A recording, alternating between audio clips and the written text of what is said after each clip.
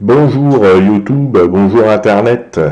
Aujourd'hui, on va parler d'un outil open source qui sert à faire des audits. Ça s'appelle Linis. C'est un outil qui permet d'auditer un système de type Unix, donc du Linux aussi. Et il va nous donner un petit plan de traitement par la suite pour nous dire qu'est-ce qu'il faut améliorer, etc. Donc ça permet de faire du hardening finalement.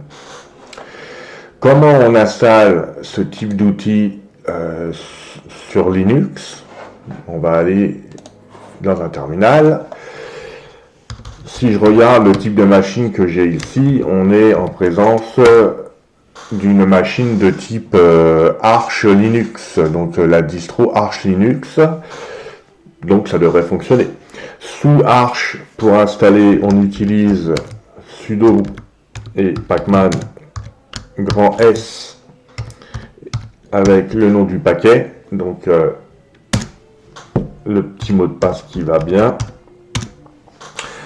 Là, bien évidemment, l'outil est déjà installé sur le système. Je ne vais pas le réinstaller. L'idée ici, c'était de vous faire voir un peu la grosseur de l'outil quand il va être installé. Donc c'est très léger. C'est portable aussi. On pourrait très facilement l'utiliser à partir d'une clé USB si on a des audits à faire et qu'on est en déplacement, etc. Donc c'est très pratique. Maintenant, d'un point de vue fonction, je vous invite à lire le MAN, donc le manuel. Pourquoi? Parce que c'est intéressant de lire le manuel avant d'utiliser l'outil, bien évidemment, pour comprendre quelles sont les commandes et comment on l'utilise finalement. Donc là, c'est une approche. L'autre approche, on peut utiliser les menus, les menus de l'outil en fait, parce que il propose. J'ai fait une erreur. Donc ça va être mieux comme ça. Ça vient avec une panoplie de commandes, donc on peut aller voir un peu les profils par exemple. Donc là c'est les profils qui est là. Donc si je fais profil, y a-t-il un S à profil? Oui. Donc là on s'aperçoit que j'ai un seul profil de disponible avec la version open source sans licence corporative après installation de l'outil. Bien évidemment, si on veut faire des tests avec des profils spécifiques pour aller valider certaines conformités comme PCI DSS ou ce genre de choses-là, rien ne nous empêche de monter notre propre profil pour qu'il soit compatible avec ce qu'on veut faire finalement. Il n'est pas là par défaut, mais on pourrait faire ça. Donc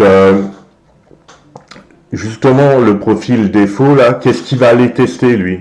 C'est facile à voir, en fait. On va aller voir test.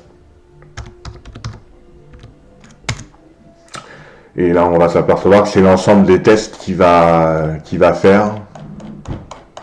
Donc, c'est ça.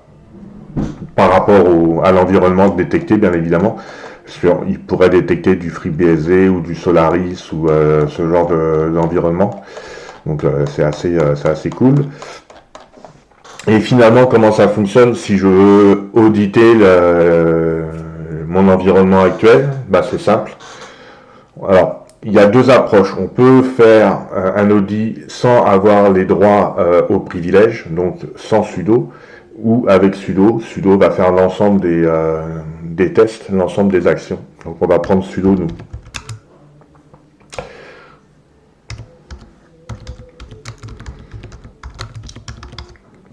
Donc système, et c'est parti.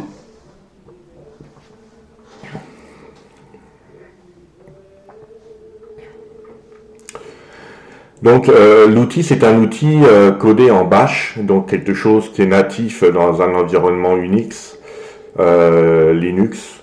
C'est très efficace, très rapide, comme on peut le voir. Et voilà, ça achève. Voilà. Donc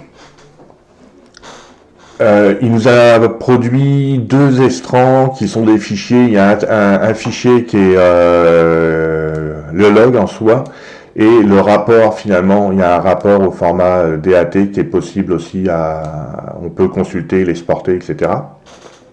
Si je reviens rapidement sur ce qu'il a fait, on va s'apercevoir que il travaille plutôt bien. Donc il commence par détecter le type d'OS, bien évidemment, pour savoir qu'est-ce qui va rouler comme action.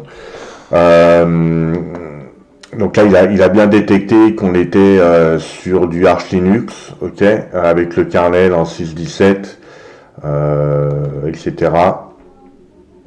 Il a utilisé le profil que je vous ai fait voir tantôt. Et puis après, il a fait sa moulinette.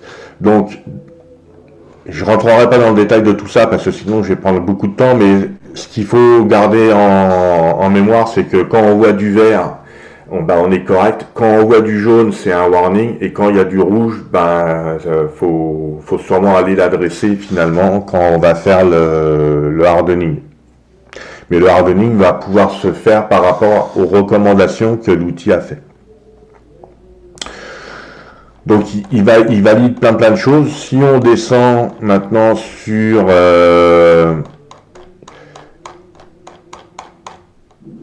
le kernel par exemple, parce qu'en fait on peut faire du hardening au niveau du kernel. La machine qui est testée, c'est une machine de type virtuel. Par défaut, vu que c'est du Arch Linux, c'est très minimaliste, donc le hardening par défaut est très léger. Il n'y a pas nécessairement l'ensemble du hardening qu'on peut voir dans les autres distributions qui sont un peu plus commerciales. Mais on pourrait aller le mettre, justement, ça sert à ça, c'est d'aller mettre après, puis de faire du hardening comme du monde, parce que c'est super important, le durcissement, mes amis. Donc en fait, finalement, on a 2 warnings. Et puis après, on a 39 suggestions. La façon dont il fonctionne, il va, comme tout logiciel ou outil de ce type-là, il va mettre une recommandation, il va donner un pointeur pour appuyer la recommandation qu'il a fait. Et puis après, c'est just do it, quoi. Faudra aller appliquer ou pas, tout dépendamment si vous voulez hardener le système. En gros, c'est ça. Donc j'espère que ça vous a plu. Il va y avoir une petite bafouille, un petit billet sur le blog de façon à adresser et à décrire un peu l'outil. Et puis peut-être que le prochain sera un peu plus corporate, parce qu'effectivement, pour le mot de la fin, ce type d'outil, c'est très bien pour auditer une machine perso dans un milieu professionnel, corpo, où vous allez avoir besoin d'être conforme et de produire des rapports par rapport à un certain gabarit attendu. C'est peut-être pas l'outil idéal. Il en existe d'autres. Voilà. Donc sur ces beaux mots, je vous souhaite une bonne fin de journée. Salut!